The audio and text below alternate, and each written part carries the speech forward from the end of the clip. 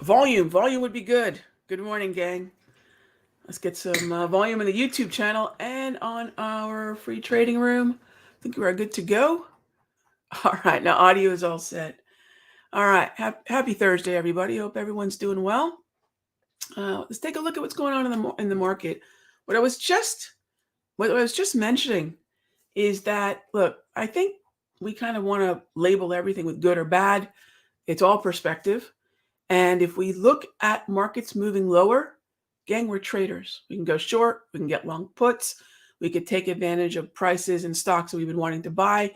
I just want everyone, head up, being opportunistic and finding where that next trade is, whether that be long or whether that be short, right? And so when we take a look at what we've got going on the calendar, look, is today's weakness because of the calendar here? Thursday, November 3? Probably not, although it probably does not help that at 8 a.m. we had the Bank of England unanimously vote to increase rates by 3/4 of a point. So not the less hawkish surprise that we saw from the Bank of Canada, right? So clearly that kind of action might have been a little bit more bullish for the US markets. But again, every central bank is dealing with the inflation issues in their country. Yes? All right, what else do we have here? Of course, we have our weekly unemployment claims, which are pretty much in line. So, no reason for the market to make any significant gyration to discount whether unemployment claims are running hot or cool. Clearly, unemployment claims lower is slightly better, and better is slightly more bearish, right? So, good and bad, that's not really the conversation. Is it bullish or bearish? And then we can be more opportunistic. We do have the final services PMI number coming out, which would be a little bit more in line with, say, what's happening with inflation. That would be an inflation macroeconomic pillar. Then we have the ISM services. So we have the final PMI and the Institute of Supply Managers. So we have these two data points that are pretty much looking at the same thing coming out within 15 minutes of each other. Last time we had this was when the final manufacturing PMI came out and then the ISM manufacturing PMI came out. And when that data was clicked up over 50, we saw that the equity sold off because, well, that's strong. Anything over 50 starts looking at like a strong number, right? So we'll keep that in mind. And that's what we've got going on until we get to probably, I would say, the event that may be even more important than the FOMC, and that is non-farm payroll. Yesterday, the FOMC rate statement and the decision to hike rates wasn't a surprise. And if anything, the rate statement seemed to suggest a slowing of the pace of hikes until Powell and the presser began. So I'm going to show you all something that I've been watching, and then we'll get to the questions that I think could be helpful to understand why it seems that the tone of these rate statements and the tone from the different FOMC members seems to turn on a dime. It seems to have no bearing as to why they're sounding a little less hawkish sometimes, and other times, like Powell did yesterday, drop the hawkish hammer. And I've noticed this one thing, and it's been very consistent. And when I think about it, it makes a lot of sense. And that is this. Where's my drawing tool? That is this. The May, even March FOMC target rate. Some of you might have heard terminology maybe you haven't heard before, which is this terminal rate. What is the terminal rate? That's kind of a funny way to say it. What's the peak level that the Federal Reserve is going to take interest rates to? Where are they going to stop? And that's the question. We don't know where they're going to stop. However, I will tell you what I've noticed, and this is more than anecdotal. We can see this pretty consistently. When the terminal rate, the peak rate, is in the vicinity of 5.25 to maybe even 5.25 to 5.5. So in these two columns, we start to see the Federal Reserve start to talk a little bit less hawkishly. And why is that? It's because it seems that we, investors and traders, are in line with where they want to go. As soon as we start inching towards maybe less than 5%, It seems the hawkish talk is ratcheted up because look, the Federal Reserve can look at the target rates and look at what we're expecting. And when what we're expecting is too low, they're realigning us to where they want to go. It seems they want to be somewhere just over 5%. Not super higher than 5%, but somewhere just over. The next time you hear less hawkish talk, see where these March and May target rate probabilities are sitting. And when they start getting a little below 5%, watch how quickly it seems the Federal Reserve wants to bring that alignment, that expectation back to 5 and just over 5%. So something to keep an eye on to better measure what we're dealing with and why it seems the Federal Reserve messaging seems to turn on a dime. Yeah. Okay. So something to think about there. Thank you for all the feedback on yesterday's webinar. That was a fun one to do. It was really great to just sort of unleash the Kraken and talk about the process and talk about the importance of multi-trend and the underlying trend of the market, how we can find support and resistance using volume, and then finally price for a setup. And this setup is going to make sure, it's going to ensure if you use this setup consistently, it will ensure that you're never neglecting the underlying structure of the market, which is certain doom. It's going to leave your process, our process, only half as good as it should be, truly, because sometimes we are fighting a trend. Sometimes we're not acknowledging a shift in the trend. This is going to keep your strategy application about as accurate as possible, right? And then volume support and resistance, which is something that I would say I got complacent about because the markets were easy to trade in 2020 and in most of 2021. And 2022 reminded us, oh, we need to look at the markets in 4 dimensions: price, time, volatility, volume. Yeah. So thanks so much for the feedback. Like I said, that was a real fun one to do. And I appreciate everyone's time coming out yesterday for it. And in case you missed it, the replay is available at simplertrading.com/money-replay. Check it out. Let me know what you think. All right. First up, as we take a look at the questions for today, and let's see what we got here. Hey there, Mark. Enjoyed the class last night. I currently use the VWAP tools. Do I recommend installing the new ones? Oh, gosh, yes, Mark. For anyone who's already purchased the old VWAP Max bundle, which is now called the Volume Max bundle, for anyone who's bought that, yes, please head on over to the Simpler Trading website, go to the indicators section of the site, and refresh your tools, because once you've bought them, if I make an adjustment, an addition, an improvement, something to it, that's going to go to everyone who has it and who has freshly bought it, right? So everyone's going to be on the same page. Mark, yes, I highly recommend doing that because it will, what's new? The indicators themselves haven't changed their settings or anything like that. We have the Trend DeLorean now in the VWAP. So check that out. Yes. And in case maybe you didn't catch the V-score signals upgrade, right? This is the 3rd upgrade to that same package.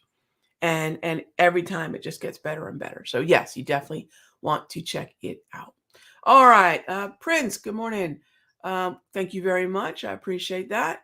I think what I understood was that the indicators, in my case, the V-score, wasn't an instant trigger to get in, but to pay attention and wait. Right. So as I said, we can't just follow the arrows. You got it, Prince. We can't just follow the arrows. We can't just follow a single tool. The V-score, as powerful as it is a piece of a setup. 3 pieces, right? A trio. Oftentimes, the setup's going to start with volume. We're going to then go to the trend, and then finally price. And the more that we can keep that process in the setup, the more often we're going to be on the higher probability of things. Absolutely. You got it. You got it. All right. Next up, Nacho Woo. I've been doing well with the swings until lately. What are some cues to let you know how to switch over from swing trading to day trading? Is it after a certain number of losses, market structure? Nacho, I will say the first thing is when we lose trend. So when the daily time frame is spending more time in a neutral trend, and by the way, when you're in the class, you'll see you get the multi-trend, and that's going to help you determine that. So when we're in more of a neutral trend, We're in chop. And in chop, follow through is harder to come by. So that's the first cue. The second cue, I will tell you straight up, is absolutely, I think you nailed it, there's losses. Come June, August, we had fewer opportunities. So then the drop off of trending names, your watch list starts to contract, your trending watch list. Then you'll notice trades don't follow through as much. Then you'll notice your win rate starts to drop because you're being stopped out more often. And it's really a very organic if you're paying attention and not being stubborn, as I know just by what you've asked, how aware you are. That's fantastic the way you put the question. So after a certain number of losses, that's your sign. Yeah, absolutely. But before that will come the market structure shift. Before that will come this contracting number of names that we could even consider as trending symbols. And then you'll start to see less follow through. And then you'll start to see the stop outs coming. And then you say, look, this time frame and follow through is not on my side. Let me shorten the time frame, which all that does is then just simply require you to need less time. The market is thinking the same thought for a while. What's wrong with the markets right now? Sometimes they're thinking pivot, boop, changes their mind. Sometimes they're thinking bullish, boop, changes their mind. Now they're thinking bearish. Who knows how long or little this will last, right? And that's the problem with this environment. And that's why the shorter term time frame right now is a very powerful gear, right, to have in your trading transmission to be able to shift through. Okay, so shift two. All right, thanks for the question. Well put. Well put. All right, next up is how much lower are we going to go? Well, sans the crystal ball, let's talk about where we could go. And some of you, let me start with Amazon, because a few folks in the Church and Coffee had asked me about, where is Amazon heading? Is it time to buy Amazon yet? And we've been saying for the better part of a week or so now, no, it is not time, right? Because we have a downtrend and we still haven't bottomed out in volume. And so I don't have a problem saying markets have potentially more downside at all. I just want to make sure it's within the context of the trend and the context of the volume structure, not just the market trend, but the volume trend. So S&P could continue on down to that -2 standard deviation, which that's where we came from, by the way. The last two -2 standard deviations have been buy signals, right? Before that, it was approximately a -2.5 standard deviation that triggered the buy. So I know where the support is. We know where the support is based on the volume. And the -2 standard deviation is what I would, if we're going to continue to head lower, and if we're going to have another buying opportunity, that is where I would consider the opportunity. So that's what I'm looking at. How much lower? It's not a price.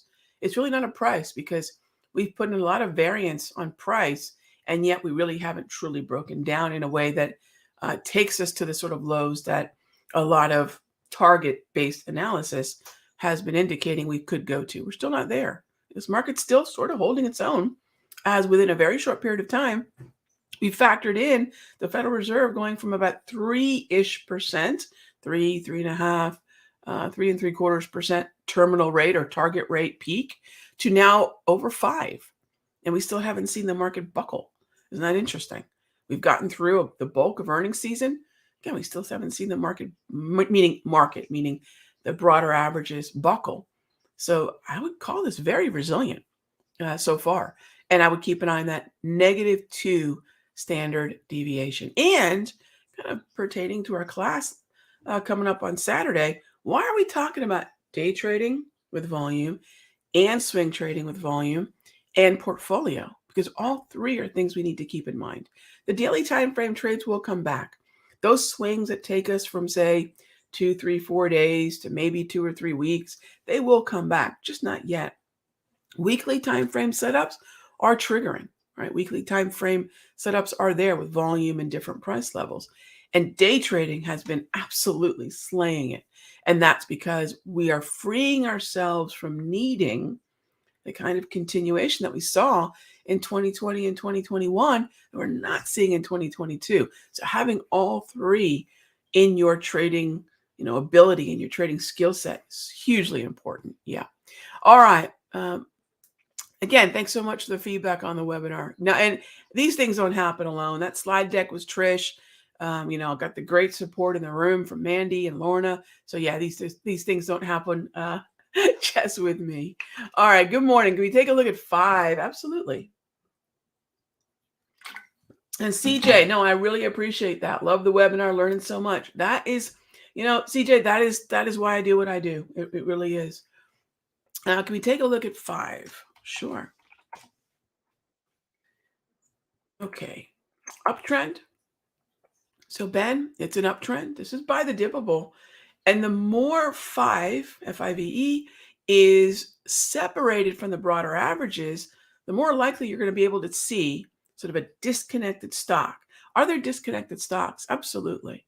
If a stock is not weighted within the tech, staples, consumer, discretionary, financials, healthcare, if it's not weighted within these broader sectors that we tend to look at when risk on and risk off is apparent, stocks that really aren't weighted heavily within the indices and weighted within the sectors that are weighted within the indices, when they're not weighted in those corners of the market, they can kind of do their own thing because they're not attached to that broader narrative. Having detached stocks, like say a 5, really smart, Ben, if you're looking for opportunities, especially to the long side.